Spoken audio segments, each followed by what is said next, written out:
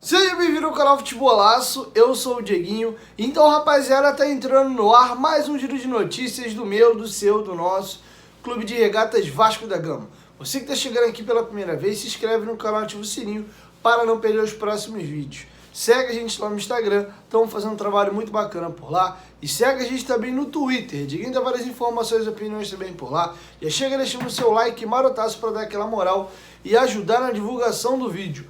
Bom, galera, temos muitos assuntos para poder falar nesse vídeo. Temas polêmicos como o jogo entre Fluminense e Bangu ontem em São Januário, onde o Fluminense fincou a sua bandeira no estádio do Vasco. Temos também um ex-dirigente do Vasco que foi preso ontem em flagrante lá em São Paulo. E vamos falar também um pouco do clássico entre Vasco e Botafogo. Então assiste aí até o final do giro de notícias que tem muita informação. Não esquece de deixar o seu like, se inscrever no canal e ativar o sininho das notificações.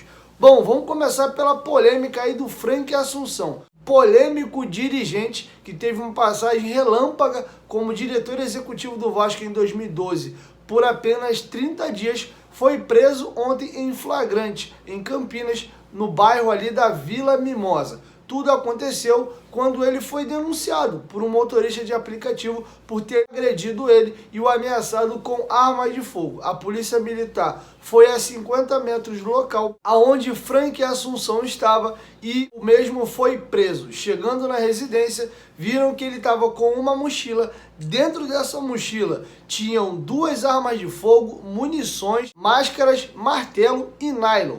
Meu Deus do céu, o que é que esse cara ia fazer com tanta coisa dentro dessa mochila? Para quem não lembra do Frank Assunção, para lembrar rapidamente, ele foi diretor executivo do Vasco na gestão Roberto Dinamite, por 30 dias apenas. Ele se envolveu em algumas polêmicas. Ele chegou ao Vasco dizendo que morou quase 20 anos na Itália e tinha conseguido fazer muito contatos. Havia dito que tinha trabalhado em 2 equipes, o Ascoli da Itália e uma outra equipe suíça, e após o Vasco entrar em contato com essas equipes, elas desmentiram qualquer ligação com Frank Assunção. E na Itália, ele deu entrevistas dizendo que o Vasco tinha interesse no romeno Mutu e também no atacante italiano famoso Iaquinta. O Vasco sequer tinha aberto negociações com ambos os jogadores e foi o estopim para o Vasco mandar o dirigente embora. Ele também ficou famoso aí por 2 outros casos. Foi ele que tentou intermediar a ida de Didier Drogba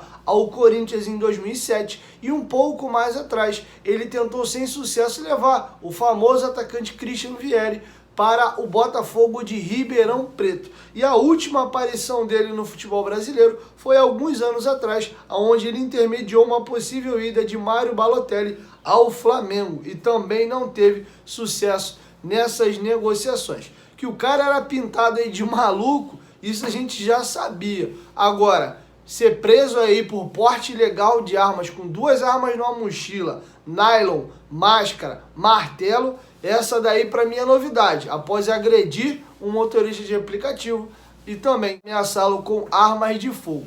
Que história bizarra, irmão. E olha as figuras que acabam passando no Vasco nos últimos anos. Enfim, quero te ouvir o que tu acha dessa doideira aí. Deixa sua opinião aqui embaixo nos comentários. Bom, achou polêmico essa situação do Frank Assunção? Vamos falar agora do jogo ontem em São Januário entre Bangu e Fluminense. Partida vencida pelo Fluminense por 1-0, gol de Paulo Henrique Ganso. O mando de campo era do Bangu, o Bangu pediu o Vasco para poder usar São Januário para poder realizar a partida e parece que o Fluminense foi quem pagou as custas do jogo. E a situação é a seguinte, não vou colocar as imagens aqui por direito de uso, mas o Fluminense envelopou todo o vestiário do Vasco, tirando qualquer referência do vestiário do Vasco, colocou envelopes brancos ali, apagando todas as referências. Tirou fotos do vestiário, inclusive, com as camisas do jogador do Fluminense, mas sem qualquer menção ao Vasco. O vestiário do Bangu não, normalmente aparecendo nas imagens as menções do Vasco ali, até aí tudo bem, mas o que revoltou a torcida do Vasco, incomodou muito alguns dirigentes, e eu vou dar a minha opinião logo em seguida, é essa imagem aí. Eu tirei um print do tweet que o Fluminense colocou lá, vamos Flusão. Essa foto é da bandeirinha do escanteio. O Fluminense retirou as bandeiras do Vasco, colocou a sua bandeira dentro do gramado. Eu particularmente essa situação ridícula e vou falar disso um pouco mais à frente. E essa situação incomodou muito também pessoas importantes da política do Vasco. Levinciano, Júlio Brandt e também Renato Brito, que é o vice-presidente do Conselho Deliberativo do Vasco. Primeiro eu vou colocar para vocês aí a fala do Júlio Brandt. Se for verdade, um erro que deve ser corrigido e não repetido. Vamos cobrar a responsabilização de quem permitiu isso. Bandeira ali só a do Vasco. Agora que vocês acabaram de ouvir o Júlio Brandt, vou colocar para vocês aí a fala de Luiz Roberto Levinciano. São Januário na mão dos golpistas? Puta que pariu. Para finalizar, foi indagado lá em seu Twitter o vice-presidente do Conselho Deliberativo do Vasco, Renato Brito. Ele deu também a sua opinião sobre essa situação. Confere aí. Renato, o Flu colocou o mesmo escudo deles em São Januário? Pelo que estou sabendo, colocou. Sei que tem a questão da locação. Não sei se o locatário é a Federação, Bangu ou Fluminense. Mas para mim, um absurdo completo. E se era costume, muda-se o costume. E não estou analisando sob a ótica do torcedor. Abraços. Bom, eu vou dar agora a minha opinião sobre toda essa situação. Eu acho um tremendo de um absurdo. Uma coisa é você alugar o estádio. Quanto a isso, não vejo problema algum. Desde que pague, não seja de graça, até aí tudo certo. Agora, um clube rival do Vasco chegar em São Januário e fincar sua bandeira ali, isso não existe. Ah, pô, Dieguinho, tem tanta coisa mais importante pro Vasco se preocupar. O torcedor do Vasco tem que fiscalizar as mínimas coisas e as coisas mais graves também. Uma coisa não invalida a outra. O Vasco tem problemas maiores nesse momento do que uma bandeira tem, mas uma bandeira não é uma coisa tão simples como estão dizendo. Uma bandeira tem todo um simbolismo por trás. A bandeira de um país é o símbolo daquele país. Você pode estar em qualquer lugar do mundo. Quando você vê aquela bandeira, você lembra do Brasil. Se você vê a bandeira do Vasco, ali está representada a instituição. E para quem entende um pouco de simbologia, uma bandeira fincada no solo, ela tem um significado ainda mais importante. A gente está falando de conquista, de vitória, de território conquistado. Então o Fluminense não pode chegar e fincar a bandeira ali, as flâmulas dele, nas bandeirinhas de escanteio do Vasco.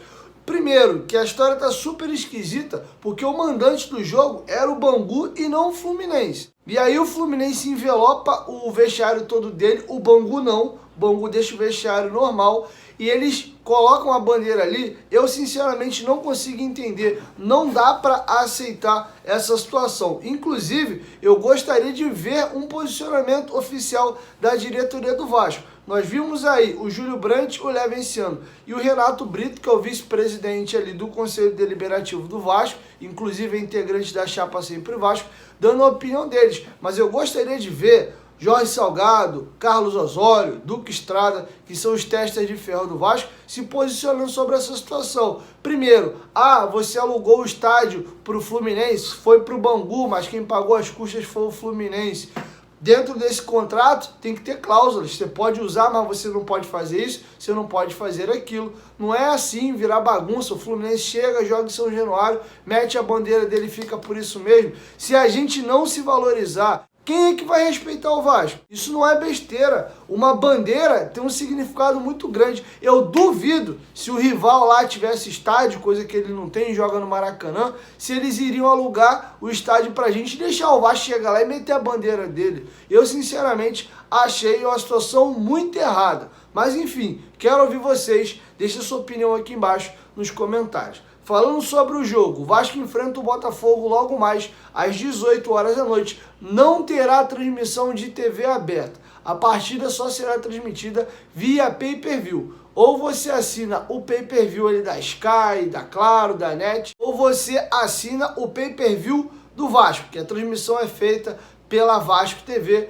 Você vai, inclusive, poder assistir nos comentários hoje o Donizete Pantera e também o Amaral, aquele Amaral do olhinho virado, que é super engraçado. Os dois vão estar na transmissão da Vasco TV. O provável time do Vasco é Lucão, Zeca, Hernando, Ricardo Graça, MT, Bruno Gomes, André, Marquinhos, Gabriel, Thales, Gabriel Peck, Germancano ou Thiago Reis ou Laranjeira. Esse é o provável time do Vasco para enfrentar o Botafogo logo mais.